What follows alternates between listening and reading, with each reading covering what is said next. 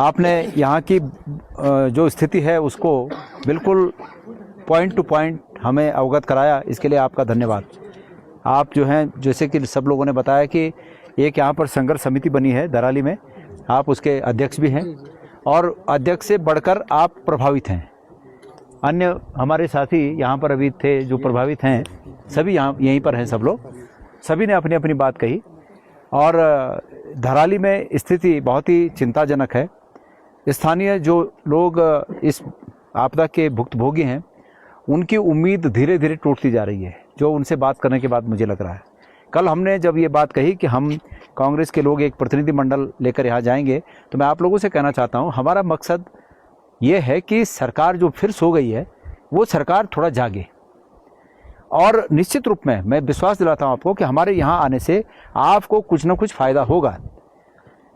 अब आपकी जो बातें हैं, निश्चित रूप में ये बातें सब सरकार के द्वारा स्वीकार किए जाने योग्य बातें हैं। मैं पहले भी कह चुका हूँ, आज दोबारा इस बात को कह रहा हूँ कि नंबर एक बात, सरकार इस बात से इस रूप में पल्ला नहीं झाड़ सकती कि हमने 5-5 लाख रुपया रिहायशी मकानों को दे दिया और जिसमें लोग आवास बनाए हुए थे उनको दे दिया, और जो मकान आवास के लिए हमने 5 लाख दे दिया वो कच्चे मकान थे और हम उनको पक्के मकान की श्रेणी का मुआवजा नहीं दे सकते। एक तो ये गलत है, ये सौतेला व्यवहार है, क्योंकि ये जो मकान है ये किसी पक्के मकान से कम नहीं है, बल्कि पक्के मकान से ज़्यादा खर्च इन मकानों को बनाने में लगता होगा। ये मकान यहाँ इसलिए ऐसे बने हैं कि यहाँ की परिस्थिति के हिसाब से, जैसे हमारे साथी करण भाई ने कहा कि सीमेंट यहाँ पर सक्सेस नहीं है क्योंकि बर्फ़ जमता है, और जब मॉइस्चर सीमेंट के अंदर, जो प्लास्टर के अंदर जब मॉइस्चर जाता है और सीजन में जब वो बर्फ़ बनता है तो फाड़ देता है, इसलिए वो सक्सेस नहीं है, इसलिए लोग ये मकान यहाँ पर बनाते हैं। तो सरकार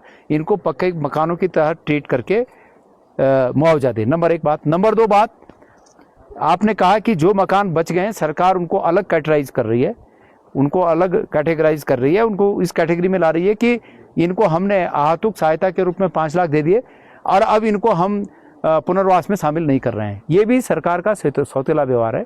सरकार को ये गारंटी देनी चाहिए कि इन मकानों पर भविष्य में कोई खतरा नहीं आएगा, या तो सरकार इस बात का एफिडेविट दे और वो लोग निश्चिंत रह सकें, या फिर सरकार को अन्य मकानों का जैसे पुनर्वास करना है उनका भी पुनर्वास की, उनको भी शामिल उस योजना में करे। नंबर 2 बात। नंबर 3 बात कि जो आपने कहा सबसे महत्वपूर्ण बात है कि जो व्यावसायिक मकान थे, व्यावसायिक जो भी गतिविधियां यहाँ पर थी लोगों की, ये कोई टाटा बिरला नहीं है।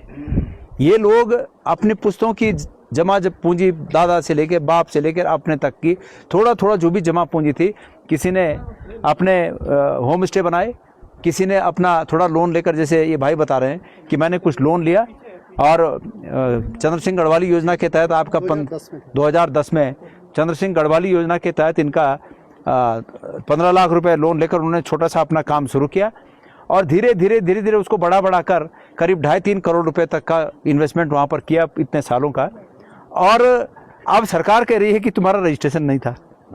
अब जिसको वीर चंद्र सिंह गढ़वाली योजना से लोन मिला हो और तब उसने अपना व्यवसाय शुरू किया हो, तो उसको ये कहा जाए कि रजिस्ट्रेशन नहीं था, मैं समझता हूँ कि बहुत ही विरोधाभासी बात है।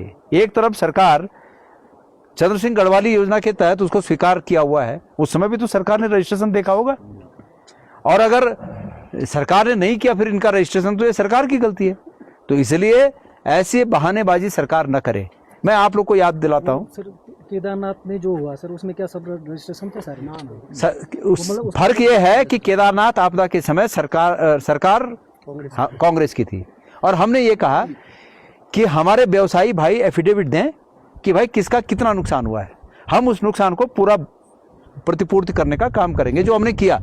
और एक चीज़ और बता दूं, उसमें कोई उंगली भी उठा सकता है कि इसने गलत कर दिया। अरे भाई थोड़ा अगर गलत भी किया, हमारा ही भाई तो है वो भी, हमने उनको बड़ा दिल दिखाते हुए मदद करने की भावना से काम किया। हमने पहले ही दिन, जिस दिन धराली में आपदा आई, उसी दिन कहा कि सरकार के पास नज़ीर है कि अतीत में केदारनाथ में ये लॉ, ये नियम लागू किया गया, और आज सरकार का ये कहना कि कोई नियम नहीं है, ये सिर्फ चिढ़ाने वाली बात है। सरकार लोगों को चिढ़ाए नहीं, सरकार लोगों के सब्र की इम्तहान न ले। सरकार के पास बिदना के मार्ग है तेते, सरग नखत तन रोआ जेते, इतने रास्ते होते हैं सरकार के पास, जितने सितारे हैं इतने रास्ते हैं। अरे भाई विधानसभा सत्र हो गया, कौन नियम बनाएगा? और आपातकाल में विधानसभा सत्र की भी आवश्यकता नहीं है।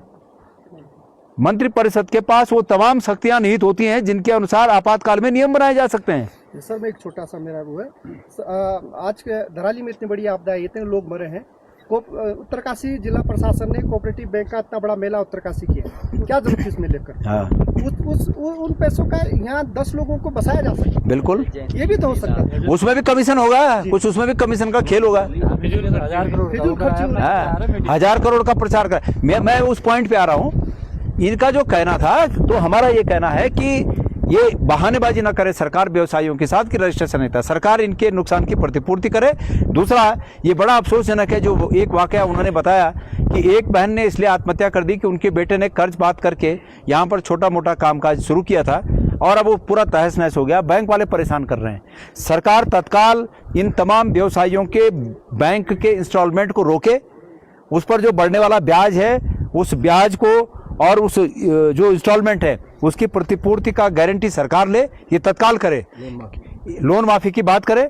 और दूसरी बात है कि एक व्यक्ति ने इस एवज में खुद आत्महत्या कर ली, एक महिला ने आत्महत्या कर ली कि बेटे पर मतलब चारों तरफ से दबाव था। तो सरकार इस स्थिति को समझे।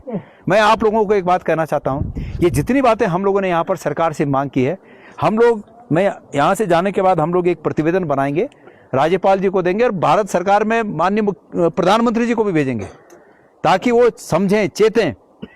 और 1% अगर हम इसमें सफल नहीं हुए, ये सरकार जैसे कि आप सब जानते हैं, ये सरकार ये इतनी तानाशाही इसलिए चलाती है कि इनको जनता के वोटों से इतना मतलब नहीं है जितने वोट इनके अपने इंतजाम के होते हैं, जो तरीके इन्होंने ईजाद कर दिए हैं। पर अगर ये नहीं हुए तो ये जनता की ताकत है कि जनता 2027 में निश्चित रूप में अपने जो लोकतंत्र में उन्हें ताकत दी जाती है उस ताकत का उपयोग करेंगे। और हम आपसे वादा करते हैं कि हम इस धराली को उसी रूप में विकसित करेंगे जिस रूप में पहले केदारनाथ में हमने इच्छा शक्ति दिखाकर आज केदारनाथ दोबारा विकसित हुआ, मतलब केदारपुरी विकसित हुई, और उसी प्रकार धराली को भी हम नए रूप में विकसित करेंगे। मैं इस बात का पक्षधर हूं कि नदियों को पूरा रास्ता दिया जाना चाहिए, तो उसमें अगर थोड़ा थोड़ा जमीन सबकी कम भी हो जाए तो उसमें चिंता मत करना। हम तैयार हैं, कोई तैयार है। क्योंकि ये जो फ्लड आया ये भविष्य में भी आ सकता है। फ्लड आने से कोई नहीं रोक सकता, लेकिन उसके रोकथाम के रास्ते बनाने चाहिए, उसको पूरी जगह देनी चाहिए। तो बने ऐसा कि पूरा नियोजन हो और भाई जिसके 5 नाली था उसको 4 नाली मिले, जिसका 4 नाली था उसको माना 3 नाली मिले, जिसका और ज़्यादा था उसको थोड़ा थोड़ा कम करके नदियों के लिए भी रास्ता बने, रास्ते भी बने, और पूरे तरीके से मतलब आप लोगों का दोबारा यहाँ पर जो व्यापार चलता था, जो रिहायशी मकान थे वो दोबारा बने, और इस प्रकार से दोबारा इस धराली की। सर जैसे आप लोग सब हम धराली की त्रासदी देखने आ रखे हैं, ये जैसे भाई उमेश मेरा भाई है, ऐसे 30-40% लोग हैं यहाँ। हाँ। जैसे भाई का घर था, सब जानते हैं, घर गया, मेरा भी नुकसान हुआ, लेकिन मैं इसकी पीड़ा ज्यादा समझता हूँ। सामने इसका रिसोर्ट था वो भी गया, एक नया बन रहा था वो भी गया, नीचे बगीचे थे, बगीचे में टावर लगे थे दोनों, इसके बच्चे बेचारे कोई दिल्ली पढ़ रहे, कोई कहीं पढ़ रहे। इसके जैसे 30-40% मेरे गांव के हैं। आप सोचो जरा क्या कैसे जिएगा, कैसे सर्वाइव करेगा? बिल्कुल, सरकार को ध्यान देगा, मतलब एक सोचने वाली बात है। और चलो इस बार तो चलो आपदा थी, दुख सुख था, एक दूसरे का, इसने अपना घर गाँव छोड़ के मुखबा रह रहा है। ये नहीं, इसके जैसे 30-40% लोग गांव के। और इस साल तो जैसा कर लिया हो गया, यहाँ चले गया, आजकल शादियों।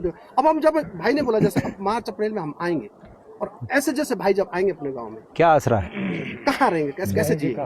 अब आप बताइए, सोच रहा है कोई इस बारे में? आप तो हमारे बड़े वो है, सब लोग सब जानने वाले हैं, सब जानते हैं, मित्र बैठा है मेरे यहाँ, सब लोग।